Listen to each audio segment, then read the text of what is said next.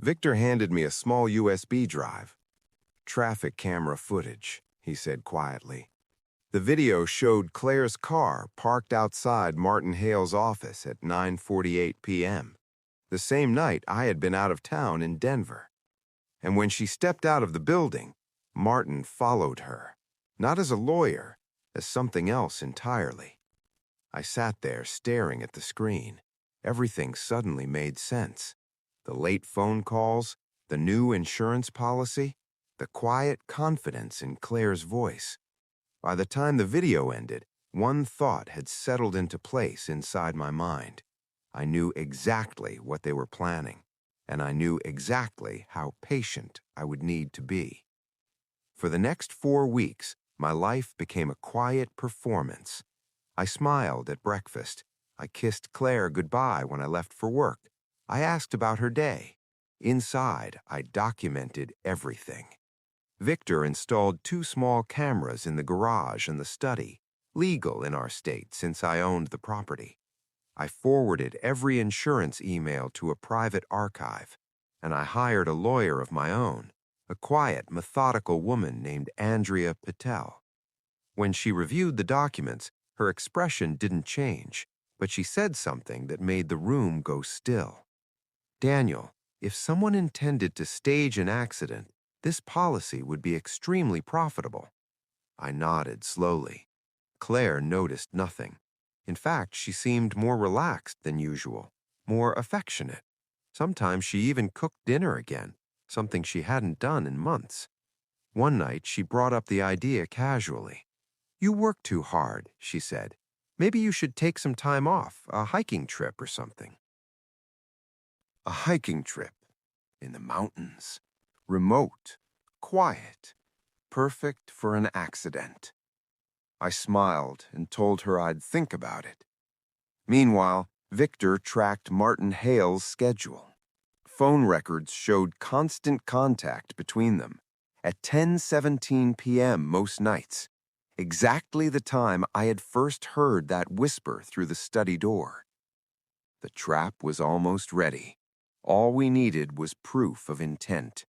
And that moment arrived on September 9th at 10:17 p.m., exactly 1 month after I heard Claire say those words. The study camera recorded everything.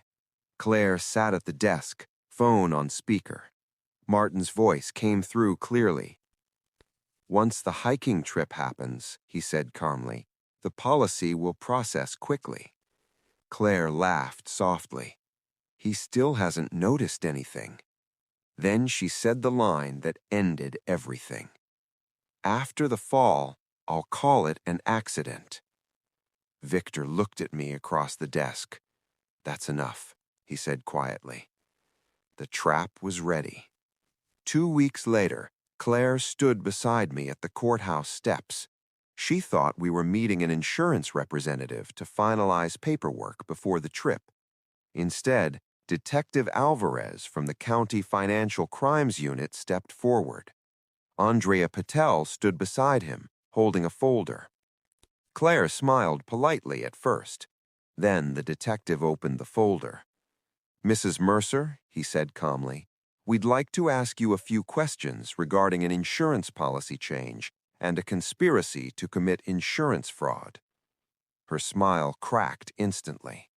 Martin Hale appeared seconds later, stepping out of the courthouse entrance.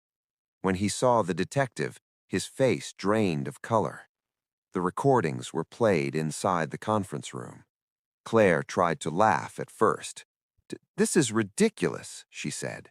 But when the audio reached the sentence about the hiking trip, her voice echoed through the speakers. "After the fall, I'll call it an accident." Silence filled the room. Claire looked at Martin. Martin looked at the floor. Then he made the mistake that destroyed both of them. "It was just talk," he said nervously. "Nobody actually planned to kill anyone." The detective closed the folder. "Thank you," he said quietly. "That statement will be included in the report." Handcuffs clicked seconds later. Claire stared at me across the room. Shock, panic, realization. Her performance had ended, and the truth had finally arrived. The investigation took 4 months. The verdict took less than 2 hours. Insurance fraud, conspiracy, professional misconduct. Martin Hale lost his law license and his career. Claire lost everything else. Our house, our joint accounts, every asset she had tried to claim through the policy. The court ruled the insurance contract void due to criminal intent. And because the house had been purchased with my inheritance from my father, it remained mine. I still keep the small brass key from his desk in the same compartment of my briefcase. A week after the trial, I finally discovered what it opened: a small safety deposit box at his old bank.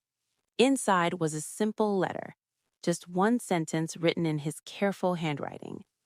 Trust people, Daniel, but always keep your eyes open. I folded the letter and placed it back in the envelope. Some lessons arrive quietly. He'll never see the insurance change, my wife whispered that night. She was right about one thing. I didn't see it when she filed the paperwork. I saw it later, when the truth was already moving toward the surface. Betrayal rarely explodes. Most of the time, it just whispers behind a closed door. And if you're patient enough to listen, the truth eventually finishes the sentence for you.